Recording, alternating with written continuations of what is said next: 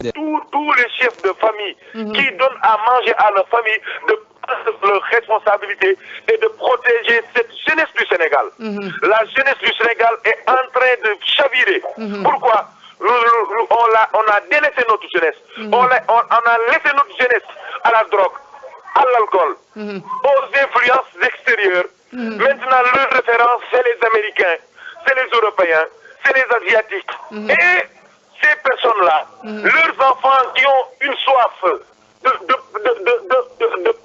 d'humanisme, sont en train de quitter leur culture pour embrasser la culture musulmane, la religion musulmane. Vous voyez le paradoxe? Nous sommes en train de quitter notre religion en ce moment précis.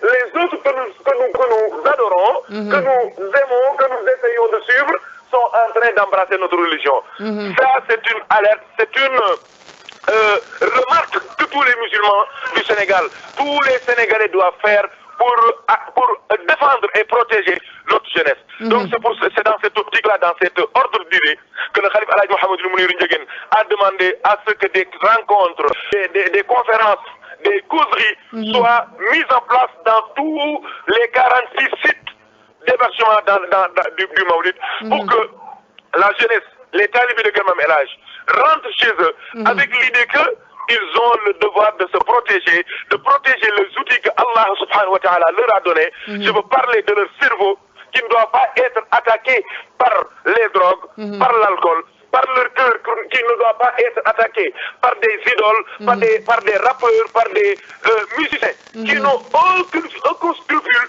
qui n'ont aucune gêne, qui n'ont aucun objectif par rapport à Allah subhanahu wa ta'ala, qui ne visent pas à avoir la félicité et la satisfaction d'Allah subhanahu wa ta'ala. Ils doivent protéger leur corps, ils doivent protéger tout ce que Allah leur a donné comme force, comme mission sur terre, pour qu'ils soient une jeunesse saine, une jeunesse qui aspire au développement, qui aspire à prendre véritablement le train du développement qui court à une vitesse exponentielle, une vitesse que les personnes âgées ne peuvent pas prétendre soutenir. Donc, cette jeunesse-là doit prendre le train en marche. Car l'Afrique, il faut le dire, Cheikh Alassane Fall, car l'Afrique, il faut le dire, l'Afrique est en retard par rapport au monde de 400 ans. Et ça, c'est grave. Vraiment. Si on sacrifie notre jeunesse, mais qu'est-ce qu'on va devenir? C'est pour cela que le Khalife Alhaji Mouhamadou Mounirou Ndiéguène, vu que le prophète Mohammed sallallahu alayhi wa sallam a investi tout ce qu'il avait sur la jeunesse, lui aussi, il a dit, je vais suivre les pas du prophète Mohammed sallallahu alayhi wa sallam, en responsabilisant les jeunes, en éveillant les jeunes, en appelant les jeunes à se conscientiser et à se responsabiliser, à savoir que c'est eux qui doivent diriger le monde. Et les preuves sont là. Les présidents de la République, la plupart des présidents des républiques du monde sont des jeunes. Les rois sont des jeunes. Nos préfets, ce sont des jeunes. Nos capitaines, nos commandants de gendarmerie, ce sont des jeunes. Tous les chefs de service maintenant dans le pays, c'est des jeunes qui n'ont même pas 27 ans. Et j'ai su il y a quelque temps que le ministre norvégien des Affaires étrangères est âgé de 27 ans. Et ça, c'est un signe que Allah subhanahu wa ta'ala veut que tout le monde entier sache que c'est pas facile. Il faut que nous protégions notre jeunesse. Il faut que nous les mettons dans les conditions de travail pour qu'ils réussissent et qu'ils soient une jeunesse saine, prête à prendre le train du développement et à assumer leurs responsabilités devant eux, devant le peuple, mais devant Allah subhanahu wa ta'ala. Car la vie du musulman n'est pas seulement la vie terrestre, mais c'est la vie dans l'au-delà, mais c'est la vie aussi devant Allah subhanahu wa ta'ala.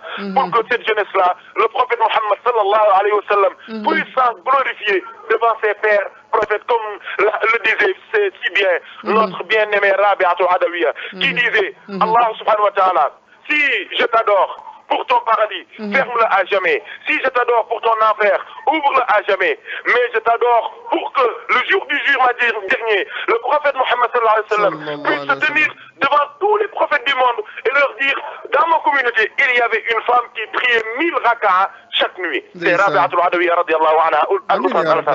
Amin ya rabbi. Machallah, merci beaucoup Serigne Mortalla.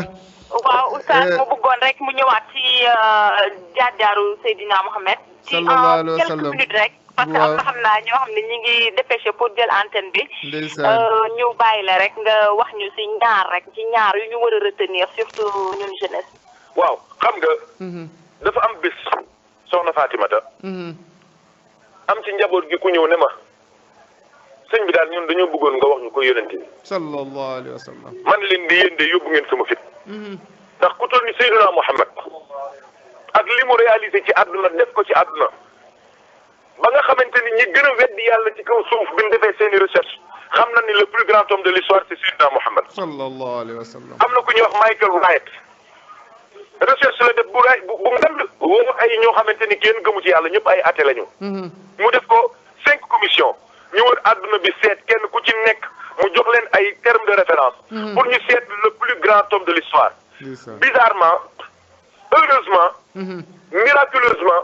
par l'aide d'Allah subhanahu wa taala 5 commissions yëpp bi ñu ñëwee ñoom ñëpp seen résultat.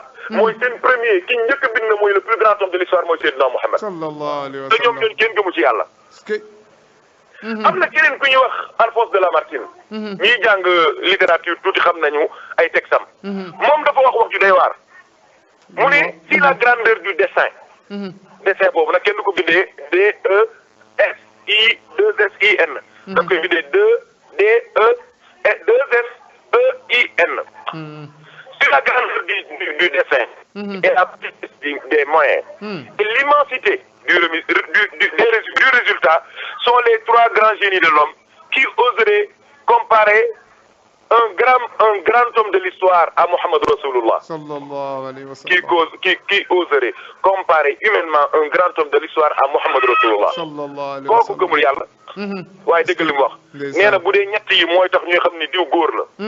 te doomu aadama ci lañ koy nattee ndax am na cër wala amul cër. mooy mission bu mag. moyens yu ndaw. résultat yu rëy. mu ne bu dee ñett yi ci la ñuy natt doomu aadama. mu ne kenn ñemewu la comparé benn mbindeef ak Seydina Muhammad. sallallahu alayhi wa sallam. xoolal loolu mu wax. est-ce que rëy na sallallahu alayhi wa sallam. rëy na parce que yonent bi yàlla moo ko matal. wallahi fa huwa alladi tamma maanaahu wa suuratuhu summa tabaahu habiban baari un nasami. xale yooyu ban ñëwee laaj ma loolu ma ne leen Alphonse de Lamartine di lii la wax.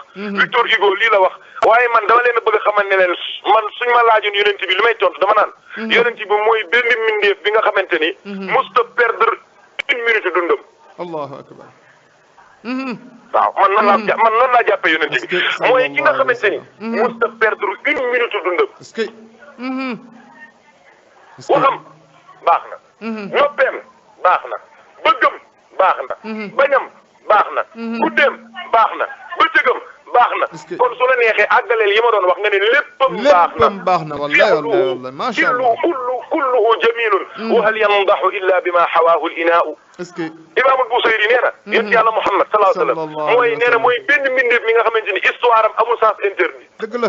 kilifa loo ko gëm-gëm loo ko fonk-fonk loo ko tappal ay médailles ak i maqaama. ñeme woo wax papaam ak yaayam bi leen di maye. ñeme woo wax seen nuit nuptiale. mooy nuit de noces. ñeme woo nettali ndoxum baay ba muy dugg ci xorumu ndey kenn ñeme ko nettali kilifa. ñeme woo nettali dugg ko nagam. ñeme woo nettali juddu kilifa ga. fii loo fonk kilifa doo àgg ci loolu. doo wax loolu waaye yonent bi sallallahu alayhi wasallam mooy benn mbindeef mi nga xamante ni. ba papaam bi seedi yaayam dañ koy nettali muy rafet. ba ñu mayee papaam yaayam dañ koy nettali muy rafet. ba baayam àndee ak yaayam dañ koy nettali muy rafet. ba keroog biñ ko ëmbee. dañ koy nettali muy rafet bi muy juddu. dañ koy nettali ndax ni juddam dafa rafet. léppam dafa rafet ñun ñëpp am na fu ñu jaar. waaye Seydina Muhammad ci jumbu ko yaayam la jaar. sallallahu ci biiru ci àdduna daal di toog bi mu toogee liir yëpp dañ naan uwee di jooy yonent bi daal di jël baaraamu sànnikaayam bi mooy indexam. joxoñ asamaan ne jalaala rabbi rafi'an maa ngi màggal yàlla maa ngi nangul yàlla maa ngi tudd seet la yàlla subhanahu wa taala. loolu la def ba yàlla gërëm ko moo tax Abdul Mutalib daan ne sama doom jii de maa ngi yaakaar ni dina am cër bu rëy dina am maqaama bu rëy dina am cër bu rëy asamaan dina ko sant waaye suuf dina ko sant tey jii dinañ ko sant waaye ëllëg yawmal xiyaama dinañ ko sant kooku mooy Seydina Muhammad kooku mooy benn bu njëkk bi kon loolu li ma ci bëgg a wax mooy jeunesse bi nañu xam lu ñuy wax la valeur du temps le temps sofiyanke yi aarifine yi dañuy wax ne le temps jaasi la soo ko daggul rek mu dagg la dëgg la bul sàggan sooy jàng gaawal jàng feebar day ñëw nattu day dikk accident day dikk dee day dikk sooy liggéey gaawal liggéey bul caaxaan bul dugal sa bopp ci loo war a dugg bul te ay caaxaan di déglu ay musique ki fooy kii caaxaan yooyu moment boobu demal jàngi wallaay ndeysaan demal liiri ji pourquoi ana xale ban nga gisati mu yor livre di lire Zola Émile Zola ban gis xale nga gisati muy lire livre philosophie koo ci gis moo nga tablette am moo nga téléphone am di bind français yu bon ay verbe yu bon ndax texte tool yi niñ koy bindee amatul benn vocabulaire bu baax dëgg la nañu yeewu ci loolu nañ xam loolu nañ xam li xew nañu xam luy xew bu ñu perte seen benn temps ndax yéen yàlla Muhammad Musa perte temps beneen bi ci des mooy jeunesse bi yonent bi sallallahu alayhi wa sallam loolu ci àdduna moo nekkoon éveillé dëgg la kon nañu yeewu yonent bi dafa yeewu ba mu yeewul rek toog bàyyi ñi doon nelaw ñu àggale seeni nelaw dafa yeewu ba noppi képp ku doon nelaw yonent bi ñëw ba ci sa tànk ñii mu fëgg leen ñu jóg ñii mu raay seeni tànk ñu jóg am na ñoo xamante ne ndox la leen xëpp ñu jóg am na ñoo xamante ne yar lañ jël def seen yaram ñu jóg am na ñoo xamante ne dañoo xàcc jaasi jubale ci seen kaw ñu jóg ñëpp yeewu nañu ba adduna bi yëpp xam nañ tey ji lu baax xam nañ lu bon kon jeunesse bi yéen seen royuwaay seen xarit seen soppe ki leen bëgg ki ngeen bëgg a dëkkal ëllëg àjjana mooy Seydina Muhammad kon def leen ko seen xarit def leen ko seen royuwaay jàng leen histoire am xool leen ko pourquoi ngeen di wax jaarul pourquoi ngeen di wax 50 Cent pourquoi ngeen di wax Lil Wayne pourquoi ngeen di wax Beyoncé pourquoi ngeen di wax Shakira pourquoi ngay wax diw ak diw ñi may bañ a tudd yëpp lu tax ngeen wax ñooñu waaw lu tax waxoo Seydina Muhammad waaw lu tax waxoo Cheikh na Ahmed Tijani waaw lu tax waxoo Cheikh Alhaji Omar al Fouti waaw ana soxna Aminata Faye yaayu Alhaji Mouhamed Ndieguène ana Fatimata Ndaw yaayu Alhaji Ahmad Baro ana maam Fawad Wele ana maam Diarra Bousso xoolal référence yi nga bàyyi leen ana Khadija ana Aïcha ana Fatimatu bintu Asadin yaayu Seydina Aliyu ana Rabiatu Adawiya mi ma leen doon wax léegi yow nga bàyyi fi ñoo ñëpp dem seeti koo xamante ni day futteeku di summeeku di saaga baayam sunub dogi dog di saaga baayam di xas baayam di toroxal baayam di saaga nit ku ñuul Lil Wayne war ngeen déglu xam nga ñàkk jàng baaxul ñoom ñooñu seen texte yi doo leen xamoon liñ ciy wax billahi doo leen déglu parce que yow miy déglu ñoo ngi lay saaga di la wax ne la yow góor jigéen nga nit ku bon nga doo dara maa ngi di saaga samay saaga nga ciy ànd di bëgg di kontaan te xamoo ne maa ngi lay saaga te mënoo ñàkk déglu saaga yi ma lay saaga Lil Wayne mooy ku gàtt ci ñëpp xam nañ ko jeunesse bee tax may wax way bi mujjee way lu mu wax nee na Afrique dañuy lekkante te way boobu duñ ko tegee xale yi dañuy yëngatu di kontaan te ci biir way bi moo ngi wax ne ñun dañuy lekkante sunu dogi dog lu mu wax nee na sama baay xaj la te way boobu du koy way ñun duñ koy déglu ñun jeunesse bi dañuy fekk te moom bi mu lay wax loolu nee na la sama baay xaj la yow mi koy déglu sa baay xaj la ngay kontaan di bëgg 50 Cent lu muy wax maa ngi naan sàngara maa ngi di fooye jigéen ñi jigéen mbaam la jigéen golo la jigéen du dara jigéen mook kage yam dañ koy jël jëfandikoo ko après ñu sànni ko loolu mooy inde club bi ngeen di dégg de loolu rek lay wax yaa ngi koy dégg naan inde club ba toj na fa moom la génne fekk yow moo ngi lay saaga di saaga sa yaay di saaga sa maam ngay déglu jërëjëf ñi nañu yeewu nañu xam bu leen roy ñooñu seen roy waay mooy ñoom Hassan ibnu Sabit ñoom Abdullahi ibnu Mas'ud ñoom Abdullahi ibnu Omar ñoom Abdullahi ibnu Abi Bakrin Siddiq ñoom Kaab ibnu Zuhayr ñoom Xabbaab ibnu al-Aratti ñoom Saad ñoom Saïd ñoom Abdurahman ibnu Awfin ñoom Abu Ubaydata ibnu Amir ibnu Jarrah ñoom Seydina Ali ñoom Seydina Omar ñoom Seydina Ousmane ibnu Affan ñoom Cheikh Ahmed Tidiane mais ñooñu ñooy référence ñoom Seydi Arabi ad-Damrawi ñoom Seydi Ibrahima ar-Riyahi ñoom Seydi Ali at-Tamasini ñoom Cheikh Alhaji Omar Fouti ñoom Seydi Mouhamed al-Hafiz Tijani gaa yooyu ñooy roy waay mais ñii duñu roy waay ndax yonent nee na sallallahu alayhi wa sallam jeunesse bi déglu leen bu baax li ma leen di wax yonent nee na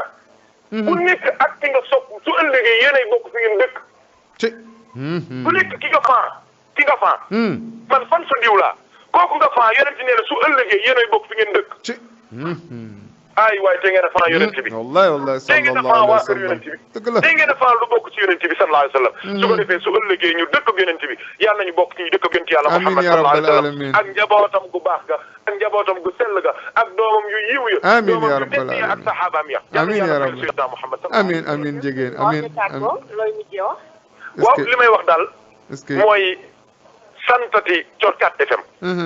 parce que Corkat léegi nekkatul sax rajo. ndeysaan. mais partenaire la ci kër gi. dëgg la. amul lu xew lu dul dina ñëw. ñu bokk séddoo yiw wi teraanga ji. te ñun sunu taalibe yi li ci ay séeréer lañ. te rajo bi rajo communautaire la. dëgg la fi mu ne nii sunu taalibe yëpp ngi kontaan ñoo ngi bëgg. ndeysaan soo demee Xinin Kireen Mbul Kayel Njuuxaan sunu taalibe yaa ngi ñuy déglu. di kontaan te yéen a ñu may lool. kon ñu mënul leen fay. bi ci des ñoo ngi leen di wax ne leen gàmmu gi neex na ba noppi ku ñëw ci burdu bi démb xam nga ni wala fi nee nañ ci su naree neex su baxee xeeñ. cin bi nag baax na biig bu baax. xeeñ na lu neex commencé nañ ko sax lekk mooy burdu bi démb gàmmu gi dina neex gàmmu gi dina rafet gàmmu gi dina yiw alaaji Moodu Njigéen dañu daan wax nañu ku ñëw gàmmu si di nga dajeeg yonent Yàlla Muhammad sallallahu alayhi wa sallam gàmmu nañu ba tàyyi maam alaaji nañu bi xale yi di sikkar la Seydina Muhammad ak Cheikh na Ahmad Tidiane yi di ñëw ci tànt sallallahu alayhi wa sallam maam alaaji wax nañu ne du gàmmu gi du ñëwee su guddi gi jotee yonent bi ci guy gi lay taxaw ku ñëw ci pénc mi mu jël loxom bu tedd bi teg ko ci sa bopp allahu akbar waaw loolu te naa nga bokk ko am wallahi looy dem fooy dem looy taxawaalu looy yàq sa guddi ñëwal ànd ak gaa yi ñu yendoo jàng alquran yendoo jàng siira yonent bi sallallahu alayhi wasallam yendoo ziyaarante ak sunu mbokk yi yendoo bëggante yendoo soppante suñ demee nag ba guddi nag soxna Fatima nag boori minuit taalibe yi yëpp jeunesse bi yëpp ñëw nag ci buntu kër Alaaji Mouhamad Ndieguene lu ñuy def dañuy xaar sëñ Muniru waaw lan la ñuy wax nag laa ilaha illa allah pour lan wax adduna bi wax Abu Lahab wax Wali ibnu Mughira wax Abu Sufyaan wax gaa yi saay soosu nga xamante ni yëpp ñoo doon xaañ yonent bi di ko toroxal di ko wax lu bon naan dof la naan yéefar la naan njabarkat la ñu wax leen ne leen yéen a tere woon yonent bi 570 mu wax laa ilaha illallah tey jii fii ci Sénégal fii ci Thiès fii ci kër Alaaji Mouhamad Ndieguene ñoo ngi wax laa ilaha illallah laa ilaha illallah boobu moom la ñu gungee sëriñ ba ca tànt ba mu toog pour dëggal kàddu yonent bi ne leen yéen a fen yonent bee wax dëgg yéen a juum yonent bee tegu ci yoon yéen a baaxul yonent bee baax yonent bi li ngeen ko bañaloon tey jii ñun ñoo ngi nii duñu arab dëkkuñu Asie dëkkuñu Makka dëkkuñu Madina waaye billahi Makka ak Madina gënuñ ñoo bëgg yonent bi sallallahu alayhi wasallam gënuñ ñoo sopp yonent bi sallallahu alayhi wasallam sëñ bi toog su toogee jox rakam sëñ Ahmad si sëñ Ndieguene mu wax ak mbokk yi wax jottali kàddu yi mooy porte parole bi su paree jox sëñ Ousseynou moom mooy président comité d'organisation bi mu gërëm ñi ci def ak ñi ci sonn ak la nga xamante ni ñoom ñoo ci doon taxaw suñu àggalee nag ñu jox sëriñ Muniru mu waxtaan ak taalibe yi orienté leen dimbali leen wan leen seen yoon wax leen li ñu war a def suñu paree nag ñu jox imaam Alaaji Ahmad borom xam-xam bu mag bi nag mu waxtaan nañu indil ñu Seydina Muhammad sallallahu alayhi wasallam mbokk yi tagg yonent bi sallallahu alayhi wasallam ci ndigalu sëñ Bada Ndieguene ñu sikkar tudd yàlla fàttali ko yonent bi soppat yonent bi dundaat yonent bi sallallahu alayhi wasallam su fajar jotee ñun ñëpp ñu bokk julli wasifa suñu wasifa daal di tàggoo ba déwénati leer yooyu ñu koy dundee di ko jariñoo di ko bëgg yonent bi di ko soppe yonent bi di ko toppe yonent bi ba déwén jotaat ñu ñëwaat gàmmu di gàmmu ba amaat téeméeri at yàlla ñu ko yàlla defal Corkat FM sunu rajo la sunu mbir la sunu partenaire la yàlla na ko yàlla yëkkati ba ñëpp gis ko insha allah yàlla ngeen am télévision amiin mujaahi nabina muhammadin sallallahu alayhi wa sallam ndax soo leen amee télévision lépp dina gën a leer insha allah dëgg la incha allah waaw oustaz wallaay Fatima waaw xam naa ni buñ ko toppee moom waxtaan bi macha allah dina continuer ba mu guddee wallaay la pertinence bi macha allah ñi ngi sant di gërëm ñëpp ñi nga xam ne ñoo ñu doon déglu di souhaiter rek bon gàmmu à toutes et à tous mais aussi di delluwaat di wax prudence sur les routes ak fu waay mën ci nekk di gàmmu rek ñu def naan que chauffeur si ku gëmmentu na nga gaare nga nelaw ku boo xiifee na nga lekk bu la xaalis jaral njëkkante ñu dem gàmmu ko ci bismillahi rahmaani rahim eggale ko ci alhamdulilahi rabbil alamin di la delloo antenne bi asalaamaaleykum waaleykum salaam wa rahmatullah soxna Fatima waaw ñu lay fàttali ni suba ci 10 heures aussi waaw war nañu am jokkoo bu mel nii na la fekk kër maam El Hadj bu soobee yàlla incha allah Fatima liggéey bi rafet na Coulibaly yàlla defal ñu yoolu gàmmu macha allah tabaarkalla jërëjëf soxna Fatima Coulibaly ñu di leen fàttali mbokki auditeurs yi ni moo ñu nekkaloon kër maam El Hadj tubaarkalla kooku ñu doon jokkool mooy Serigne Mor Talla Ndieguene tubaarkalla moom it macha allah tabaarkalla yàlla na yàlla lafal ko cat